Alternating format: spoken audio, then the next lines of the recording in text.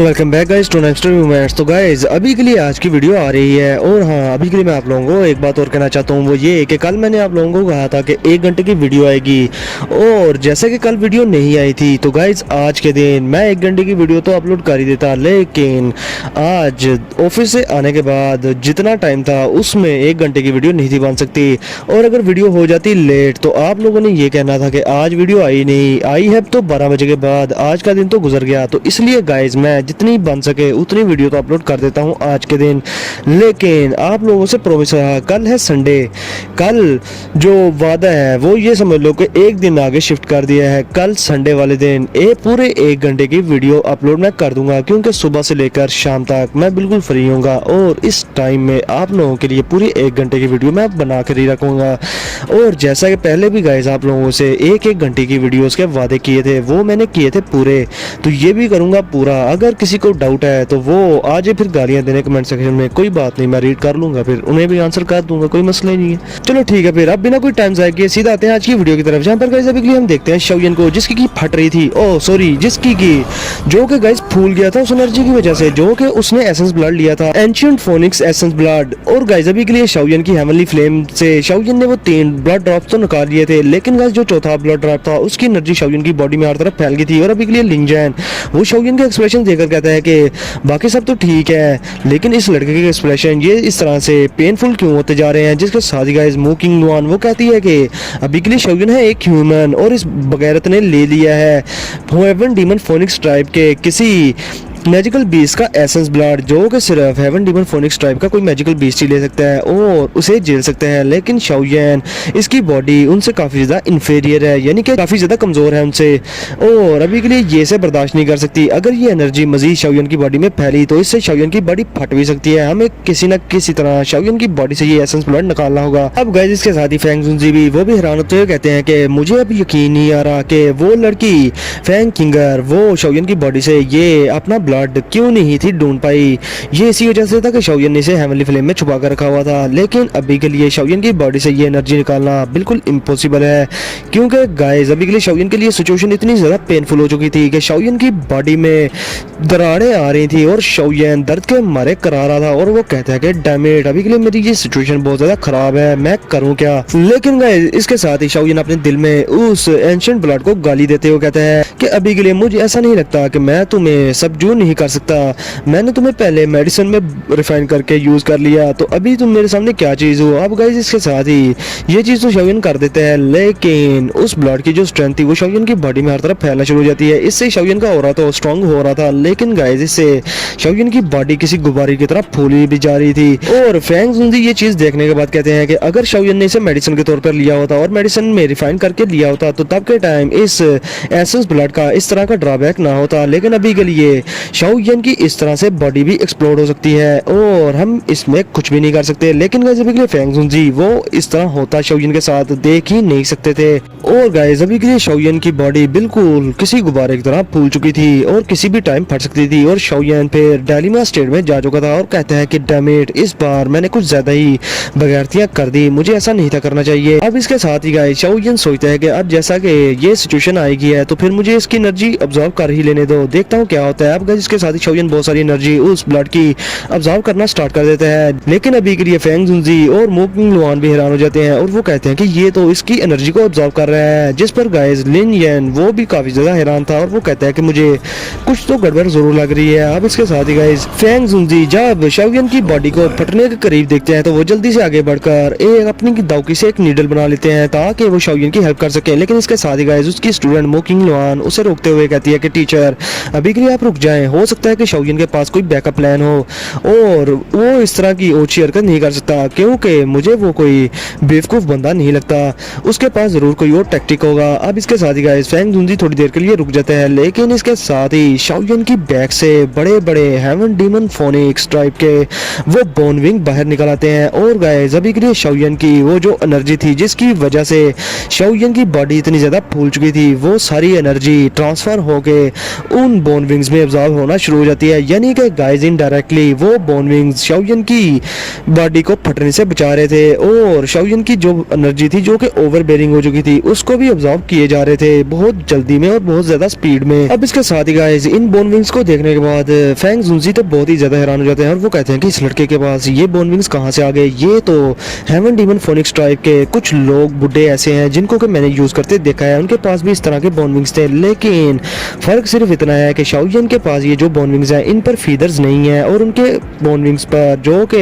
Haven demon phoenix tribe के elders थे उनके बोनविंग्स पर थे फीदर। अब इसके साथ ही गाइस मू किंग लुआन वो कहती है कि अब ये ना कहना कि कहीं शाओयन ने हेवन डीमन फोनिक्स के किसी बंदे को किल तो नहीं किया हुआ और उसके बोनविंग्स और एसेंस ब्लड को चुराया तो नहीं हुआ, और अगर ऐसी कोई बात हुई और ये बात अगर हेवन डीमन फोनिक्स ट्राइब के बंदों को पता लग गई तो वो लोग शाओयन को किल करने के पीछे लग जाएंगे। अब गाइस इसके साथ ही फैंग जुनजी अपनी दाढ़ी खुजाने लगते हैं और वो सोचते हैं कि ये लड़का बहुत ज्यादा बोल्ड है, बहुत ज्यादा हरामी भी है, इवन के मैं और याओ चैन वो भी 100 बार सोचते हेवन डीमन फोनिक्स ट्राइब के किसी बंदे को टच करने से पहले, लेकिन इस बदमाश लड़के ने इसने तो सोचा ही नहीं, इसने तो इवन के हेवन डीमन फोनिक्स ट्राइब के किसी मैजिकल बीस्ट का एसेंस ब्लड और इवन के उसके बोनविंग्स भी चुरा लिए। अब गाइस जैसे ही सारी एनर्जी शाओयन के उन बोनविंग्स में ऑब्जर्व होती है तो शाओयन जल्दी से अपनी आंखें खोल लेते हैं, जो देखकर फैंग जुनजी पूछता है कि क्या तुम ठीक हो, जिसके साथ ही गाइस शाओयन उसे बताता है कि हाँ अभी के लिए मेरी वजह से परेशान होने के लिए सॉरी, मुझे नहीं था पता कि इस तरह से मसले खड़े हो जाएंगे मेरी वजह से। अब इसके साथ ही गाइस शाओयन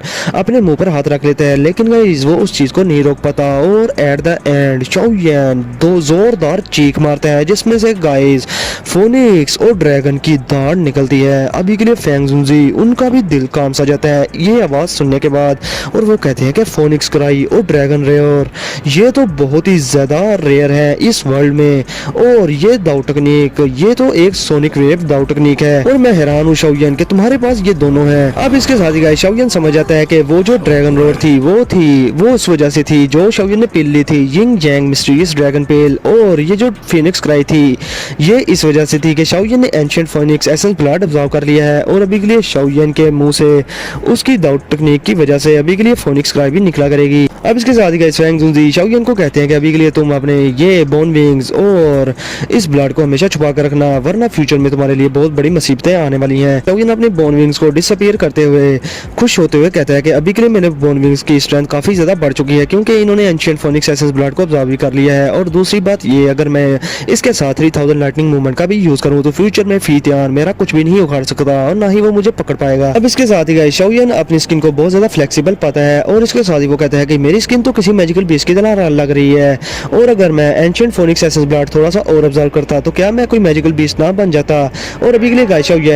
लिए गाइस शाओयन मजाक कर रहा था। अब गाइस फैंग जुनजी ये बात सुनकर हाँ में सर तो हिला देते हैं, लेकिन वो किसी भी मजीद बात पर ध्यान नहीं देते और वो डायरेक्टली शाओयन से पूछते हैं कि शाओयन अभी के लिए जैसा कि तुम हर मसले से निकल चुके हो तो बच्चे मुझे ये बताओ कि तुम्हारे टीचर अभी के लिए कहाँ पर हैं। जो सुनने के बाद गाइस शाओयन वो भी गुस्से में अपनी मुट्ठियां बींच लेता है और काफी ज्यादा इमोशनल हो जाता है, और अभी के लिए मू किंग लुआन वो भी फैंग जुनजी की बातें बड़े गौर से सुन रही थी और वो हैरान थी और वो सोचती है कि अभी के लिए मेरे टीचर के बहुत सारे फ्रेंड्स हैं यानी कि फैंग जुनजी के, लेकिन ये कौन सा फ्रेंड है कि जिसके लिए मेरे टीचर इतने ज्यादा इमोशनल हैं और भावुक हैं। अब गाइस के साथ ही शाओयन अपनी मुट्ठी बेचते हुए फैंग जुनजी से कहता है कि और फैंग आपको तो टीचर के बारे में उस मैटर के बारे में पता ही होगा जो कि टीचर के साथ पास्ट में हुआ था, जिस पर गाइस फैंग जुनजी अभी के लिए शाओयन को सारी स्टोरी बताते हैं जो कि बैक में हुआ था यानी कि पास्ट में। अभी के लिए वो बताते हैं कि जब के टाइम तुम्हारे टीचर के साथ कोई हादसा हुआ था तो मैं वहां पर उसके साथ नहीं था, और बाद में मुझे पता चला हैंग फैंग से कि हैंग फैंग ने अनाउंसमेंट करवाई थी पब्लिक में, उसने कहा था कि वो ओल्ड फेलो यानी कि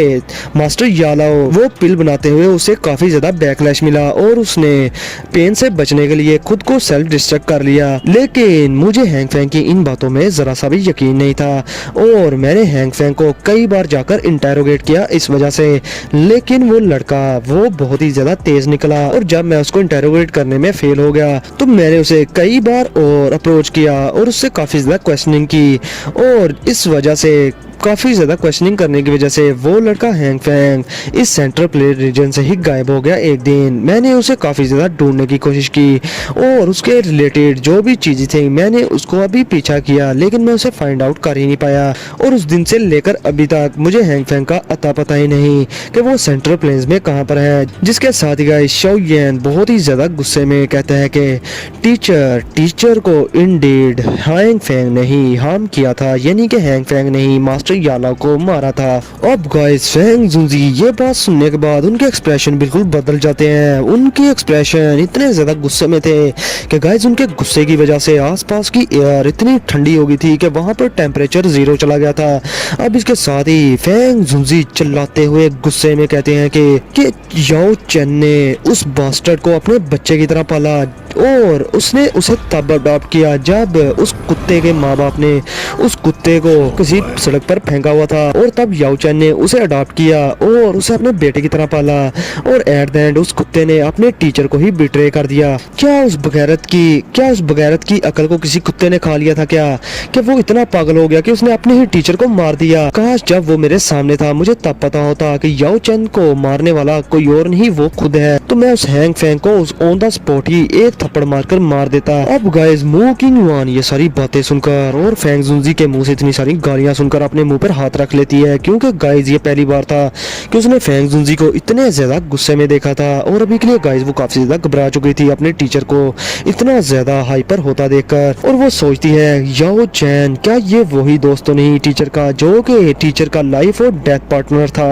और हमेशा टीचर की हेल्प की थी इस बंदे ने। और ये तो फॉलिंग स्टार पवेलियन का प्रीवियस पवेलियन चीफ भी है याओ जुनजी यानी कि याओ चैन। अब गाइस इधर शाओयन भी बहुत ज्यादा हैरान होता है कि उसके टीचर मास्टर यालाओ पवेलियन चीफ भी रह चुके हैं। और अभी के लिए गाइस फेंग जुनजी शाओयन की ये बात सुनने के बाद कहते हैं कि तुम्हारे टीचर याओ चैन उन्होंने फॉलिंग स्टार पवेलियन की बुनियाद रखी थी और वो इन सारे मामलात को पसंद नहीं किया करते थे, यानी कि चीफ बनने को,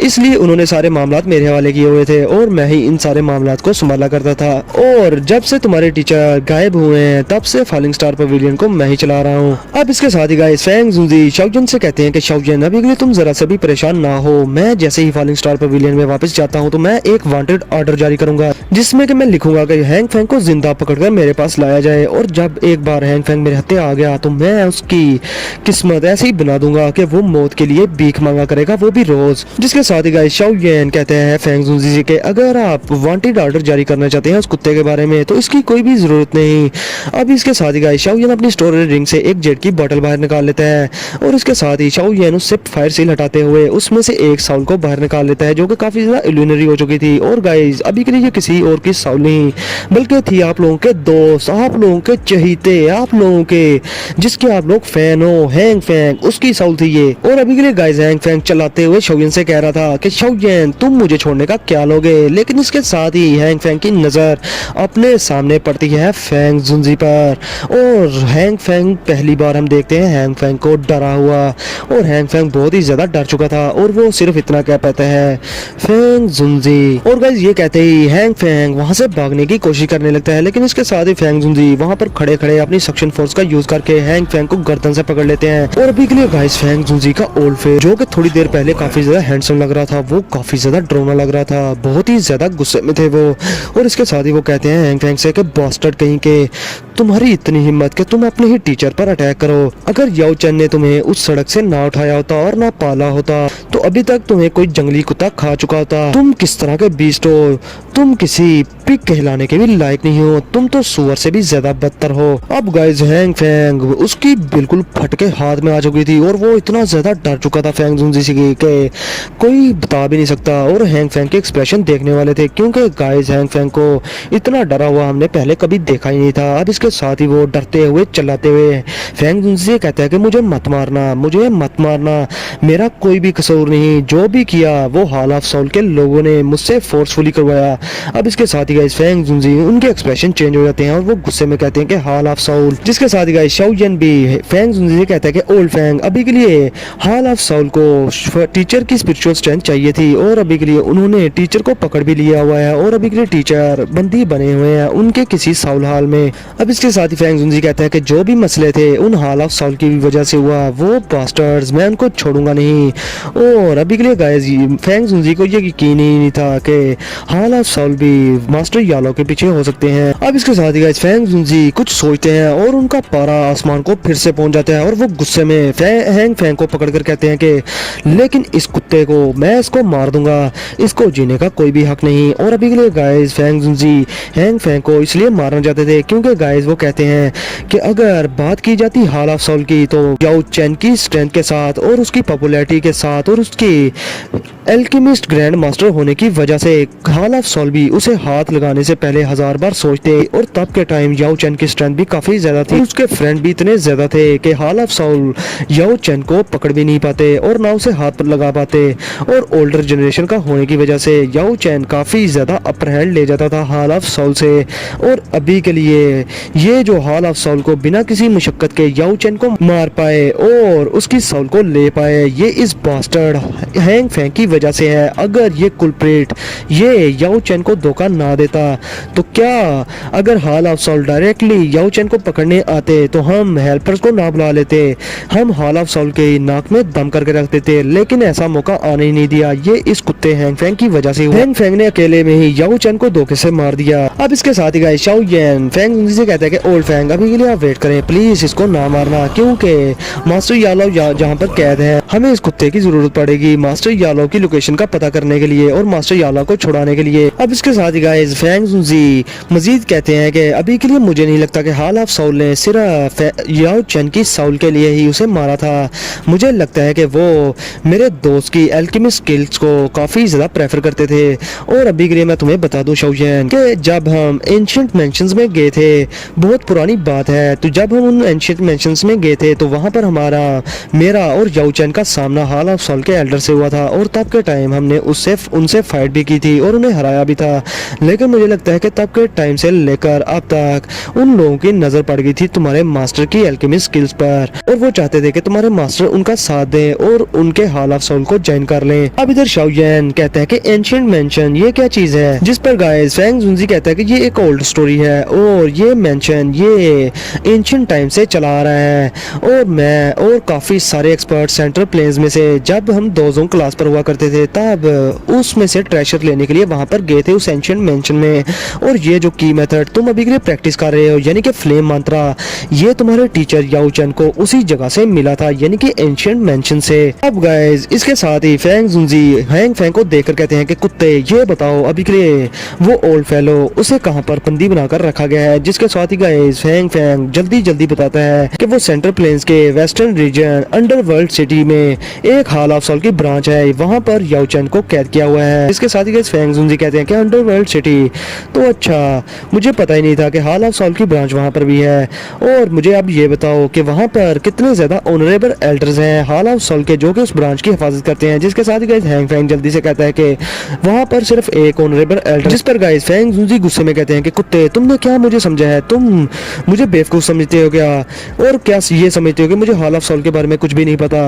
वहां पर किसी भी इस तरह की ब्रांच हाल में जहां पर कोई इंपॉर्टेंट सॉल को कैद किया हो वहां पर ऑनरेबल एल्डर के अलावा भी एक चीफ और एक डिप्टी चीफ और एक ऑनरेबल एल्डर होते हैं, चाहे वो साउल हाल कितनी ज्यादा ब्रांच लो क्यों ना हो। अब इसके साथ ही गाइस फैंग जुनजी मजीद हैंग फैंग को देखकर कहते हैं कि लगता है कि तुम्हारी इवल थॉट्स अभी तक तुम्हारे माइंड से नहीं निकली। और गाइस ये चीज सुनने के बाद शाओ येन उसके भी एक्सप्रेशन बदल जाते हैं और गाइस वो कहते हैं कि वाह फैंग जुनजी ने तो मेरी आंखें खोल दी, अगर ये ना होते तो मैं इस कुत्ते हैंग फैंग की बातों में आकर उस हाल ऑफ सॉल की ब्रांच में अपने दोस्तों को लेकर चला जाता मास्टर को छुड़ाने के लिए और तब के टाइम मैं खुद वहां पर बंदी बनकर रह जाता। शुक्र है फैंग जुनजी ने सच्चाई का मुझे बता दिया। अब इसके साथ ही गाइस शाओ येन हैंग फैंग को फिर से जेट की बोतल में कैद कर लेता है और उसमें हेवनली फ्लेम को डालकर उसकी चीखें निकलवा देता है और उसे वापस अपनी स्टोरी रिंग में रख लेता है। अब इसके साथ ही गाइस शाओ येन फैंग जुनजी से कहता है कि ओल्ड फैंग अब हमें क्या करना चाहिए। जिसके साथ ही गाइस फैंग जुनजी शाओ येन से कहते हैं कि हमें रेकलेस नहीं होना चाहिए और अभी के लिए अगर हाल ऑफ सॉल वालों को पता चल गया कि हमें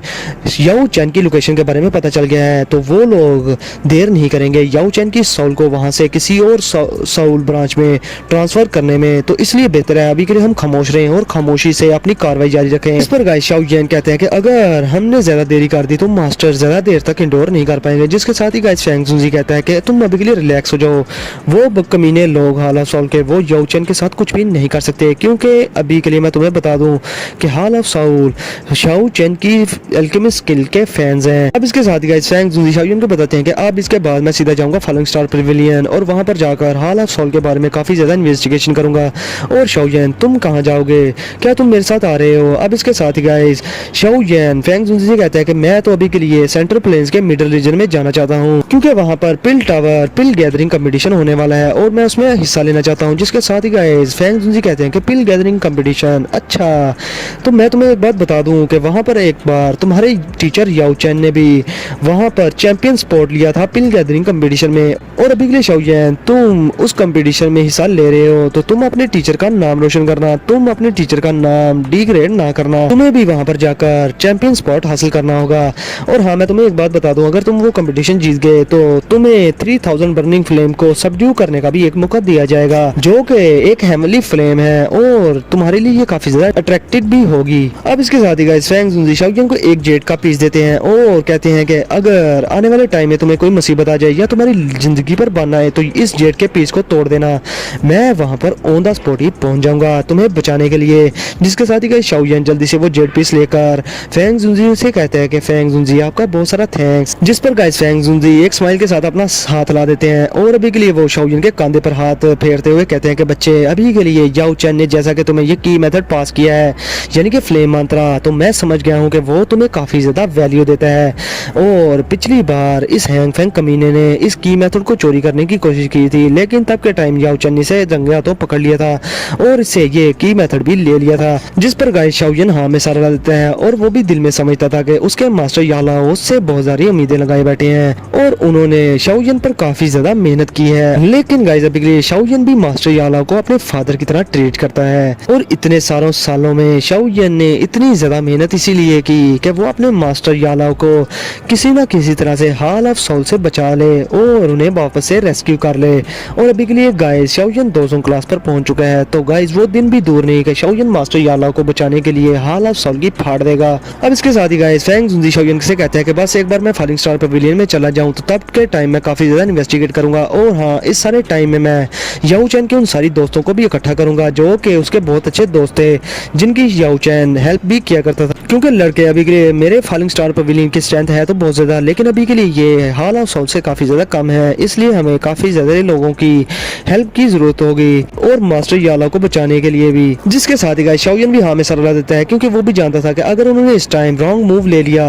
तो वो सब कुछ अपना हार कर बैठ जाएंगे। अब इसके साथ ही फैंग जुनजी शाओ को मजीद कहते हैं कि लड़के अभी के लिए उस मिस फैंग से भी बचकर रहना, वो अपने फोनिक्स एसेंस ब्लड पर कंप्रोमाइज नहीं करेगी, वो तुम्हारा पीछा लाजमी करेगी और तुम्हारे लिए मुश्किलात खड़े करने की कोशिश करेगी, इसलिए उस चीज से भी बच कर रहना और इस ब्लड को भी हमेशा छुपा कर ही रखना। ये चीज कहने के बाद फैंग जुनजी और मू किंग नुआन वहां से चले जाते हैं और शाओ भी उन्हें ग्रीट कर देते हैं। अब गाइस उनके जाने के बाद लिन जैन हंसते हुए शाओ से कहता है कि अभी के लिए तुम ये बताओ कि तुम कहां पर जा रहे हो शाओ। जिसके साथ ही गाइस शाओ कहते हैं कि अभी के लिए मुझे तुम ये बताओ कि पिल टावर है कहां पर। जिस पर गाइस लिन जैन काफी ज्यादा हैरान होता है और वो कहता है कि सडनली ये इस तरह के क्वेश्चन क्यों कर रहा है, और वो मजीद बताता है और वो बताता है शाओ को कि अभी के लिए पिल टावर की लोकेशन पिल सिटी में है और उस पिल सिटी के इर्द गिर्द 500 मीटर के 500 किलोमीटर तक पिल रीजन है जो कि पिल सिटी के नाम से जाना जाता है। अब गाइस के साथ ही शाओ जल्दी से लिन जैन को कहता है कि ठीक है तो फिर हमें वर्म होल को फाइंड करना होगा और फिर वर्म होल से हम डायरेक्टली जाते हैं पिल सिटी, हमें जल्दी जाना होगा वहां पर। क्योंकि गाइस बात तो ये थी कि पिल गैदरिंग कंपटीशन में अभी काफी सारा टाइम था, लेकिन शाओ लिटिल फेरी डॉक्टर और लिटिल गर्ल जियन को ढूंढना चाहता था, क्योंकि गाइस काफी टाइम हो गया था शाओ उन लोगों से मिला ही नहीं था, क्या पता वो किस कंडीशन में हो, इसलिए गाइस शाओ जल्दी से उन लोगों को पता करना चाहता था। जिसके साथ ही गाइस लिन जैन भी हाँ में सर ला देता है। अब इसके साथ ही गाइस लिन जैन भी हंसते हुए शाओ को कहता है कि तुम उस पिल गैदरिंग कंपटीशन में हिस्सा लेने चाहते हो, ये तो बड़ी मजे की बात है। और हाँ मैं तुम्हें एक बात और बता दूं कि ल्यू किंग का क्लैन वो भी उसी रीजन में है। और गाइस अभी के लिए ये ल्यू किंग जिन लोगों को नहीं पता वो कमेंट सेक्शन में लाजमी बताना, ताकि उन लोगों की अच्छी खासी की जा सके, क्योंकि उन्हें ल्यू किंग का नहीं पता होगा। अब इसके साथ ही गाइस ल्यू किंग की बात की जाए तो ल्यू किंग का नाम सुनने के बाद शाओ बहुत ज्यादा स्माइल करता है, क्योंकि गाइस ये उसका दोस्त था जो कि शाओ के साथ बिना किसी लालच के जामा एम्पायर में गया था और जामा एम्पायर में जाकर लियू किंग ने शाओयन का साथ दिया था मिस्टी क्लाउड सेक को फाड़ने में। अब इसके साथ ही गाइस शाओयन हंसते हुए कहता है कि अगर उसका क्लैन रास्ते में पड़ता है तो फिर हमें उसके क्लैन में जाना चाहिए और उससे मिलना भी चाहिए। मैं अपने इन दोस्तों को काफी ज्यादा मिस करता हूँ जब से मैं इनर अकेडमी से निकला हूँ। तो अब गाइस इसके साथ ही ये दोनों हरामी लियू किंग के क्लैन की तरफ जाने लगते हैं मुफ्त की दावत उड़ाने, बिल्कुल उसी दोस्त की तरह जो कि बिन बुलाए दूसरे दोस्त की शादी में आ जाता है। तो गाइस इसके साथ ही मैं आज का ये एपिसोड ये करता हूँ यहाँ पर खत्म। और हाँ गाइस इसके लिए सॉरी कि आज वीडियो 1 घंटे की नहीं आ पाई, लेकिन कल है संडे, कल लाजमी 1 आवर की वीडियो आएगी। अब प्रोमिस अभी तक मैंने नहीं तोड़ा, मैं ये कह रहा हूँ कि कल वीडियो आ जाएगी, वो भी 1 आवर की संडे को। तो फिर मिलते हैं आप लोगों से नेक्स्ट वीडियो में, तब तक के लिए अपना और अपने पैरों का बहुत सारा ख्याल रखें।